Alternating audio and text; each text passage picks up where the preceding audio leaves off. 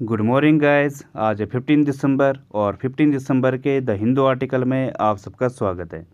तो चलिए शुरू करते हैं आज का पहला वर्ड।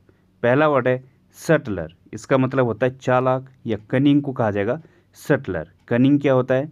जो बहुत ज़्यादा चालाक है, चतुर है या फिर धूर्त है, उसे कहा जाएगा सटलर। जैसे कि फॉक्स होती है, लोमड़ी कैसे होती है? काफ़ी धूर्त होती है, चालाक होती है। ठीक है, ये होता है सटलर। स्किलफुल या फिर जो काफ़ी बुद्धिमान है, उसे कहा जाता है सटलर। श्रूड, ट्रिकी, स्कीमिंग, ये इसके सिनोनिम है। श्रूड मतलब जो काफ़ी बुद्धिमान है, ट्रिकी जो चालाक है या फिर धूर्त है, स्कीमिंग भी क्या होता है? चालाक को कहा जाता है। ठीक है, तो ये इसके सिनोनिम है। कुछ और सिनोनिम है जैसे डेवियस। डेवियस क्या होता है? धोखेबाज को कहा जाता है या फिर जो चालाक है। स्लाई, क्राफ्टी, ये भी इसके सिनोनिम होंगे। क्राफ्टी मतलब जो चालाक है या फिर धूर्त है। एक और वर्ड आता है मसियाविलियन। इसका मतलब ही क्या होता है? जो काफ़ी चालाक है या धूर्त है। आर्टफुल होगा, ये भी काफ़ी, इसका मतलब ही क्या होता है? चालाक। वीली होता है। और क्या होता है? डिसइंजीनियस, धोखेबाज को कहा जाएगा। ठीक है, तो ये भी इसके सिनोनिम है। एंटीनिम क्या होगा इसका? जो इनोसेंट है, ऑनेस्ट है, इंजीनियस है। इंजीनियस मतलब जो शुद्ध है या फिर इनोसेंट है। ठीक है, तो ये इसके एंटीनिम है। एग्जाम्पल होगा इसका सी सटली आंसर्ड हिम, मतलब उसने उसे चालाकी भरा आंसर दिया। ठीक है, तो ये होगा। अगला वर्ड है एपीरियन।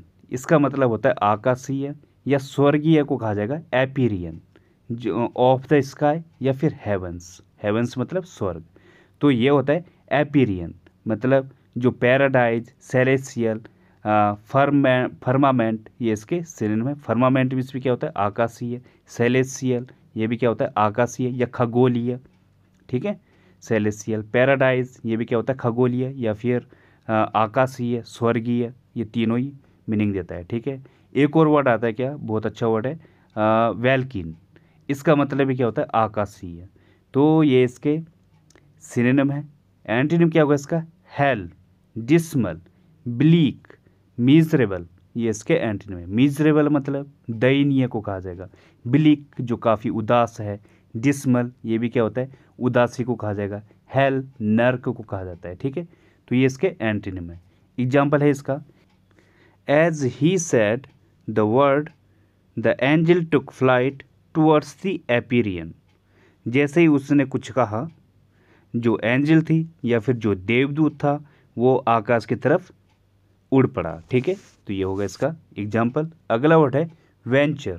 इसका मतलब होता है जोखिम भरा या फिर कोई रिस्की वर्क को कहा जाएगा या डेयरिंग जर्नी को कहा जाता है वेंचर। इमेज में भी दिख रहा होगा आपको, ये क्या है? जोखिम भरा काम है, तो ये होता है वेंचर या कोई उद्यमी है। ठीक है, ये भी होता है वेंचर। गैम्बल, डेयर, क्रूसेड, ये इसके सिनोनिम है। गैम्बल मतलब जुआ, ये भी जोखिम भरा काम होता है। डेयर, ये भी क्या होता है? कोई हिम्मत या फिर जोखिम भरा काम। क्रूसेड, इसका मतलब क्या होता है? धर्म युद्ध या फिर किसी अनैतिक कार्य के विरुद्ध जो जोखिम भरा काम किया जाता है, वो होता है क्रूसेड। ठीक है, तो ये इसके सिनोनिम है। एक वर्ड होता है एंडेवर। इसका मतलब भी क्या होता है? जोखिम भरा काम या फिर जो आपका ज़बरदस्त प्रयास होता है, ये होता है एंडेवर। एंटीनिम क्या होगा इसका?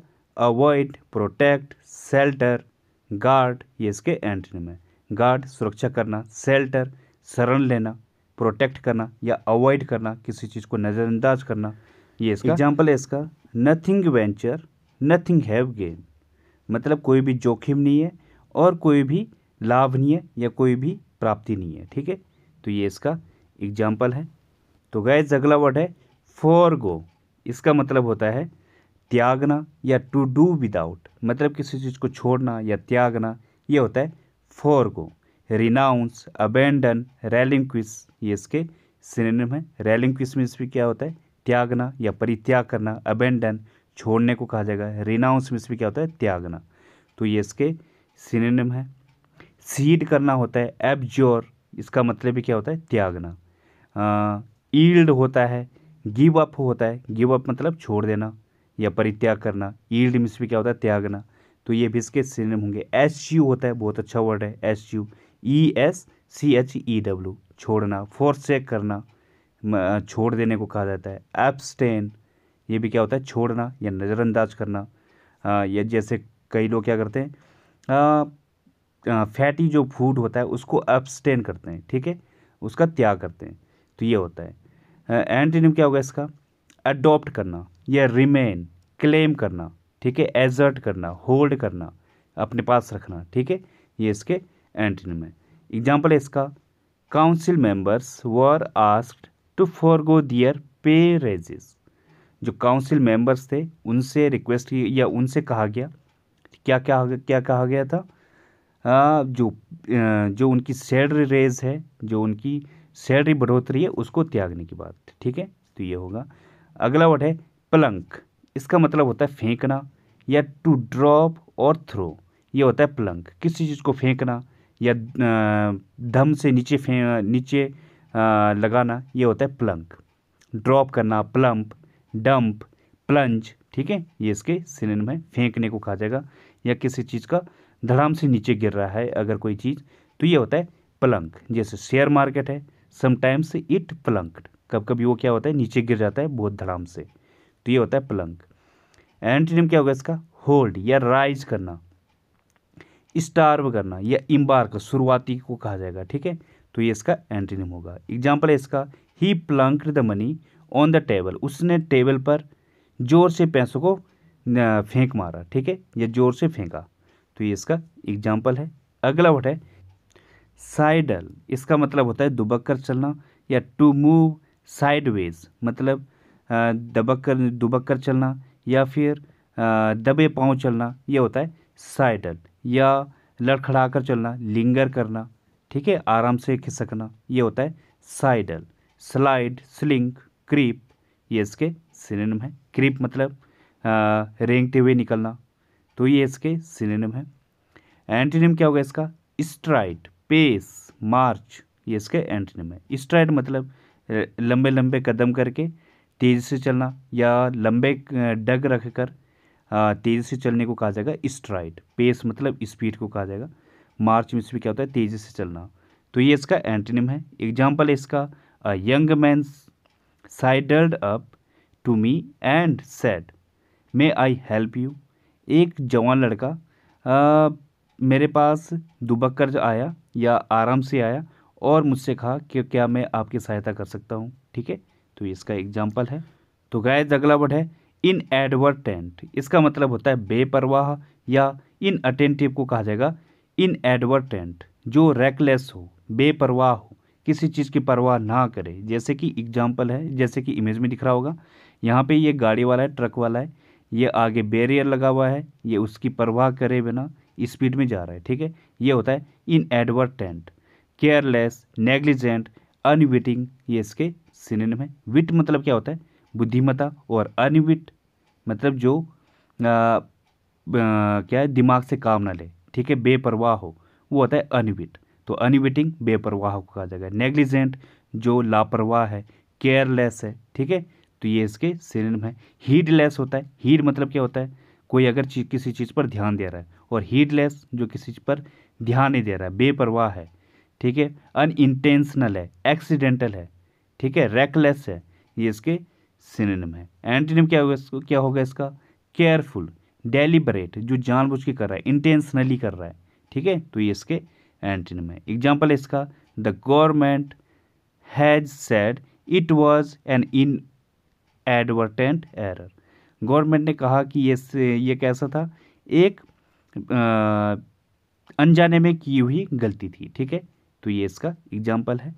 अगला वर्ड है हार्प। इसका मतलब होता है राग अलापना या to repeatedly mention a subject, मतलब किसी चीज़ की कोई सब्जेक्ट है, बार बार उसी को रिपीट करना या उसी का राग अलापना, ठीक है, या फिर उसके लिए परेशान करना किसी को, ये होता है हार्प, ठीक है, सेम चीज़ को रिपीट करना।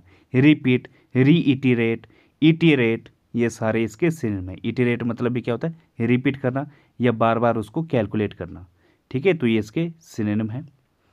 एंटीनिम क्या होगा इसका, फॉरबिड, फॉरगेट, पास ओवर, इग्नोर करना, डिसरिगार्ड करना, किसी चीज़ को नज़रअंदाज करना, इग्नोर करना, ठीक है, या पास ओवर करना, तो ये इसके एंटीनिम है। एग्जाम्पल है इसका, she keeps harping on his fault, उसकी गलती पर वो बार बार उसका राग लापती रही, ठीक है, या उसको बार बार रिपीट करती रही। तो ये इसका एग्जाम्पल है। अगला वर्ड है स्प्लीन, इसका मतलब होता है रोष, या स्पाइट को कहा जाएगा स्प्लीन, या एंगर को कहा जाता है स्प्लीन।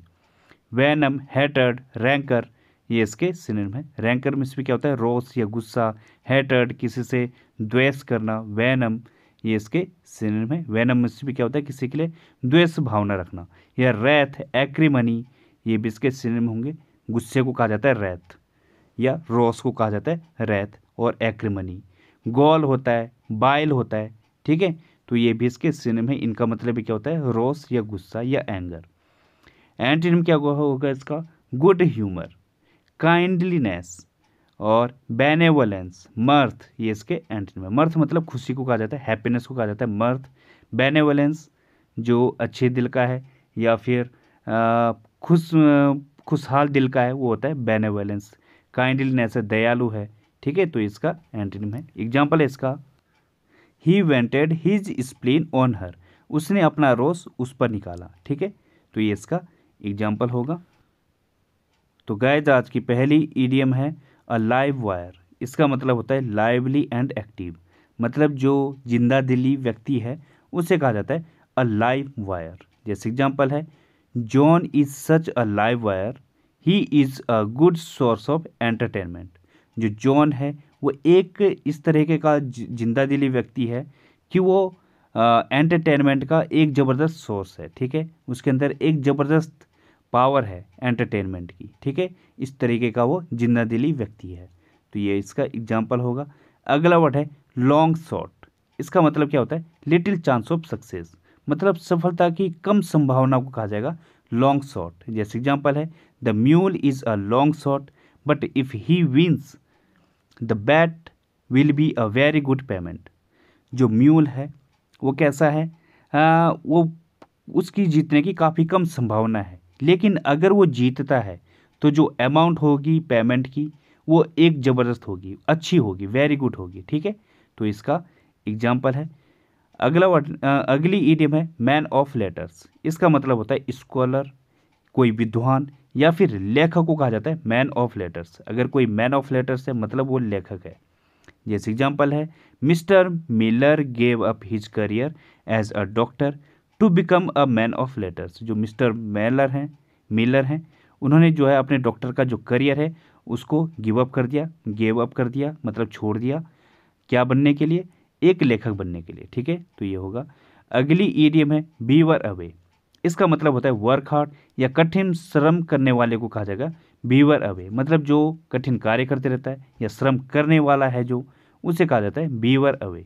जैसे एग्जाम्पल है, he has been beavering away at that project for months, वो जो है महीनों से उस कार्य को उस प्रोजेक्ट पर कठिन श्रम कर रहा है, ठीक है, तो ये इसका एग्जाम्पल होगा। तो गाइस आज का रूट वर्ड है जूर, इसका मतलब क्या होता है, स्वेर या फिर शपथ को कहा जाता है जूर। अब देखते हैं क्या क्या वर्ड बनते हैं इससे। जैसे एब्ज्योर, इसका मतलब क्या होता है, गिव अप करना या अबेंडन, शपथ पूर्वक किसी चीज़ को त्याग करना या ऑफिशियली किसी चीज़ को त्याग करने को कहा जाएगा एब्ज्योर। गिव अप मतलब क्या होता है, छोड़ना या त्याग करना। अबेंडन में क्या होता है, त्याग करना, अभी पीछे देखा हमने, तो ये इसका मीनिंग है। अगला वर्ड है एडज्योर, इसका मतलब क्या होता है, बैग या इम्प्लोर, किसी से प्रार्थना करना, शपथपूर्वक कहना किसी से, ठीक है, ये होता है एडज्योर, किसी से रिक्वेस्ट करना। अगला वर्ड है परज्योर, इसका मतलब होता है न्यायालय में झूठी गवाही देने वाले को कहा जाएगा या झूठी गवाही देने को कहा जाएगा परज्योर, ठीक है, ये भी ज्योर भी क्या है, स्वेर, लेकिन कैसी दे रहा हो, झूठी को कहा जाएगा, तो ध्यान देना है, परज्योर मतलब झूठी गवाही देना, एडज्योर मतलब किसी से रिक्वेस्ट करना, और एब्ज्योर किसी चीज़ को त्याग करना। अगला वर्ड है जूरी, इसका मतलब क्या होता है, पैनल या जो न्यायपीठ होती है सुप्रीम कोर्ट में वो होता है जूरी। ये जो है, जब जूरी क्या होता है, जब दो से ज़्यादा जज किसी चीज़ का निर्णय देते हैं या दो एक से ज़्यादा, वो होता है जूरी, ठीक है, कई जगह दो होता है, तीन, पाँच, इस तरीके से जजों की जो संख्या होती है आपस में कोई निर्णय देते हैं वो होता है जूरी, न्यायपीठ। अगला वर्ड है ज्यूरिसडिक्शन, इसका मतलब होता है ऑथोरिटी या न्याय अधिकार या जो कानूनी अधिकार है उसे कहा जाएगा ज्यूरिसडिक्शन। अगला वर्ड है ज्यूरिस्प्रूडेंस, इसका मतलब होता है the collection of rules imposed by authority. जो न्याय शास्त्र होता है या जो विधि शास्त्र होता है उसे कहा जाता है ज्यूरिस्प्रूडेंस। ठीक है, तो ये आज के रूट वर्ड हैं। अब बढ़ते हैं आगे। तो गाइस कल हमने कुछ ग्रामर रूल्स किए थे। ठीक है, ईच और एवरी में हमने डिफरेंस देखा था कि ईच और एवरी दोनों एडजेक्टिव हैं। वैसे एडजेक्टिव ये सारे के सारे हैं, लेकिन ईच और एवरी में हमने डिफरेंस देखा था। एवरी तो और ईच ये तो एडजेक्टिव है ही, लेकिन जो ईच है ये एक प्रोनाउन का काम भी करता है। ठीक है, हमने कल देखा था। और इनके साथ क्या लगता है, सिंगुलर वर्ब हम यूज करते हैं। अब सेंटेंस है every class are ready to attend this seminar. इसमें आपको एरर फाइंड करनी है। पहले आप खुद से देखना प्रॉब्लम कहाँ पे है, एरर कहाँ पे है, फिर इसका आंसर देखना। तो इसमें जो है, जो एवरी क्लास आर की जगह यहाँ पे क्या आना चाहिए था, इज आना चाहिए था, क्योंकि एवरी क्या है, सिंगुलर है। ठीक है ना, एक एडजेक्टिव है एवरी, क्योंकि क्लास क्या है, नाउन है, तो ये एडजेक्टिव इसको क्वालिफाई करेगा नाउन को। तो इसके साथ क्या आना चाहिए, एवरी एक सब्जेक्ट भी है, तो सब्जेक्ट के अकॉर्डिंग इज आएगा, तो ये इसका करेक्ट फॉर्म होगा। अब इस सेंटेंस में क्या है, जो ये एवरी है इसके जगह आप ईच भी यूज कर सकते हो, क्योंकि ईच भी क्या है, एडजेक्टिव है, और हम ईच को दो या दो से अधिक के लिए यूज करते हैं, तो यहाँ पे ईच भी यूज हो सकता है। ठीक है, इसमें कोई दिक्कत की बात नहीं है। एक और सेंटेंस देता हूँ मैं आपको, practically each part of the banana tree is used by man. इसमें आपको पहले ये पॉज करके अच्छे से समझना है कि ये इसमें प्रॉब्लम कहाँ है, एरर कहाँ पे है। तो मैं बता दूँ इसमें एरर है। ठीक है, आप अच्छे से देखो इसको, एरर कहाँ पे है इसकी। तो एवरी होता है वो क्या होता है, बहुत सारे लोगों का जो एक समूह बनता है, एक जो ग्रुप बन रहा है वो होता है एवरी। और ईच क्या था, इंडिविजुअल की बात होती है। ठीक है ना, बहुत सारे जो ग्रुप है, एक ग्रुप है उसमें से जो इंडिविजुअल है उसकी बात की जाती है। अब यहाँ पे क्या था, practically every part of the banana tree is used by man. तो इसमें क्या है, हर पार्ट की बात की जा रही है। ठीक है, तो इस तरीके से क्या होना चाहिए था, यहाँ पे एवरी आना चाहिए था। ठीक है, तो ये इसका करेक्ट फॉर्म होगा। तो बढ़ते हैं अब आगे। तो गाइज ये बाकी पार्ट ऑफ स्पीच हैं, क्या, आइदर, नीदर, एनी, नन। अब इनमें क्या डिफरेंस है ये आप जान लो। क्या था, जो आइदर था ये क्या होता है, किन्हीं दो के लिए, और नीदर भी क्या होता है, किन्हीं दो के लिए, जब किन्हीं दो की बात की जा रही हो। ठीक है, लेकिन जो आइदर है ये क्या पॉजिटिव है, मतलब किन्हीं दो में से एक। ठीक है ना, और नीदर क्या होता है, दो में से कोई भी नहीं, तो ये क्या होगा, नेगेटिव है। तो ये अंतर है। अगला क्या है, एनी और नन। तो ये भी क्या है, एनी क्या है, एक पॉजिटिव है, मतलब अगर बात क्या हो, दो से ज़्यादा की हो रही हो, ठीक है, बहुत सारे हैं उनमें से, तो ये हम यूज करेंगे यहाँ पे एनी। और नन भी क्या है, जब मोर देन टू है। लेकिन जो नन है ये क्या है, नेगेटिव है, मतलब बहुत सारों में से कोई भी नहीं। लेकिन एनी क्या है, बहुत सारों में से कोई एक। ठीक है ना, तो ये अंतर है। नन क्या था, बहुत सारों में से कोई भी नहीं, नेगेटिव है, और एनी क्या है, बहुत सारों में से कोई एक। ठीक है ना, तो इसकी बात की जाती है। पर जब दो क्या है, दो से ज़्यादा हों तब आता है एनी और नन। और नीदर क्या था, दो की बात होती है, आइदर भी क्या है, दो की। अब जैसे एग्जाम्पल है, none of the two students did the work. अब यहाँ पे क्या है, टू की बात हो रही है, तो स्टूडेंट्स ठीक है, नाउन आ गए यहाँ पे, लेकिन नन ऑफ द टू। अब इसमें प्रॉब्लम क्या है, जो नन था वो हमने देखा किस में, जब दो से ज़्यादा की बात हो रही हो, लेकिन यहाँ पे टू आ गया है, तो टू के हिसाब से यहाँ पे नन गलत है। ठीक है, तो ये एरर है, तो ये गलत होगा। इसकी जगह क्या आना चाहिए, नीदर या आइदर आए, या फिर आइदर आएगा। अब नीदर आए या फिर आइदर आए, दो की बात हो रही है, लेकिन ये क्या है, एक नेगेटिव सेंटेंस है, मतलब किसी की भी बात, यहाँ पे ऑलरेडी नन लगा है ना, तो इसकी जगह क्या आएगा, नीदर आएगा, मतलब कोई भी स्टूडेंट काम नहीं कर रहा है। ठीक है ना, किसी भी स्टूडेंट ने काम नहीं किया, तो यहाँ पे क्या आएगा, नेगेटिव वाला सेंटेंस है, तो नीदर आएगा। ठीक है ना, आप आइदर भी यूज कर सकते हो, लेकिन आइदर हम यूज नहीं करेंगे क्योंकि नन है। तो इस तरीके से देखना है। अब दूसरा सेंटेंस क्या है, mister Sharma has 3 sons, neither of them is hard working. अब यहाँ पे कहाँ पे एरर है, इसके नीदर वाले पार्ट में एरर है। क्यों? क्योंकि यहाँ पे 3 की बात हो रही है। तो मोर देन 2 के लिए हम क्या करते हैं, हम नन और एनी को यूज करते हैं। लेकिन नन क्यों करेंगे हम यहाँ यूज? क्योंकि एक नेगेटिव है, नीदर आ गया है ना, तो इस तरीके से आपको देखना है। तो यहाँ पे हम नन यूज करेंगे। अब एक और सेंटेंस है, any of the 2 students will complete the project. अब यहाँ पे एरर कहाँ पे? एनी वाले पार्ट में, क्योंकि एनी क्या था, मोर देन 2 की बात हो रही है, लेकिन यहाँ पे 2 लग गया है, तो यहाँ पे या तो आइदर आएगा या नीदर आएगा। अब नीदर आ नहीं सकता क्योंकि पॉजिटिव की बात हो रही है, किसी एक ने किया है, ठीक है ना, मतलब 2 में से किसी एक ने काम किया है, तो यहाँ पे ईदर आएगा, तो ये करेक्ट होगा। अब एक और सेंटेंस है, none of the pens are working. यहाँ पे एरर बताओ। तो नन तो ठीक है, क्योंकि क्या है, पेन्स की बात हो रही है, बहुत ज़्यादा की बात हो रही है, तो ये तो ठीक है, नन आ गया है। लेकिन एरर कहाँ पे है? ये क्या है, एक कैसे एडजेक्टिव है, ये एक सिंगुलर एडजेक्टिव है, इनके साथ वर्ब आएगी, क्या आएगी, सिंगुलर आएगी। तो यहाँ पे आर की जगह क्या आना चाहिए, ई जाना चाहिए। तो एरर किस में है? आर वाले पार्ट में, ठीक है ना, तो ये है। अब यहाँ पे भी आपको कन्फ्यूजन हो सकती है, क्योंकि बोथ एक वर्ड है और आइदर, इन दोनों को ही हम क्या है, 2 के लिए यूज करते हैं, ठीक है ना। बोथ को भी हम 2 की बात करें, 2 के लिए यूज करेंगे, और आइदर भी। अब इनमें डिफरेंस क्या है? जो आइदर है ये क्या है, किन्हीं 2 में से जब एक की बात हो रही हो तब हम यूज करेंगे आइदर, लेकिन जब दोनों की ही बात हो रही हो तो हम करेंगे यूज क्या, बोथ। तो ये ध्यान देना, इस पर कन्फ्यूज नहीं होना। एक सेंटेंस है आपके लिए, ये क्या है, क्वेश्चन टैग है, तो इसको मैं पहले आपको समझा देता हूँ। ये कमेंट बॉक्स में ज़रूर लिखना, ठीक है ना, तो उसके बाद मैं समझा पाऊँगा आपको अगले दिन। ये क्या है, जब आप कमेंट लिखते करते हो तो उससे टीचर को एक एनर्जी मिलती है, ठीक है ना, आपको कंटेंट भी अच्छा मिलता है, उसके अंदर एनर्जी रहती है कुछ अच्छा करने की। नहीं तो फिर मन नहीं होता है, ठीक है ना। तो यार आप लोग लाइक भी नहीं करते हो और ना कोई कमेंट करता है।